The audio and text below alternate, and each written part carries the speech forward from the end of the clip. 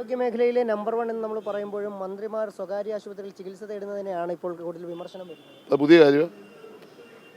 മന്ത്രിമാരെന്താ സ്വകാര്യ ആശുപത്രി എല്ലാവരും പോകുന്നില്ലേ?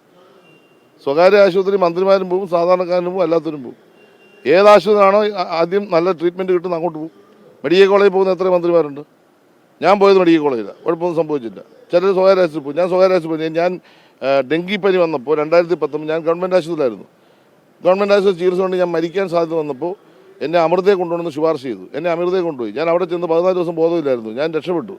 അപ്പോൾ അമൃത ഹോസ്പിറ്റൽ മോശമാണോ? അതൊക്കെ ഈ നാട്ടിൽ വ്യവസ്ഥാപിതപരമായ കാര്യമാണ്. അത് ചികിത്സിക്കേണ്ട ഹോസ്പിറ്റൽ എവിടെയും പാ. സ്വകാര്യ മേഖലയിൽ കൂടുതൽ ടെക്നോളജി ഉള്ള ഹോസ്പിറ്റലുണ്ട്.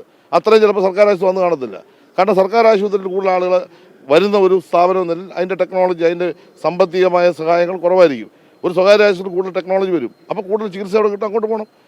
അതൊക്കെയാണ് ഇവിടുത്തെ പ്രശ്നം. ഇവിടുത്തെ പ്രശ്നം എന്താ?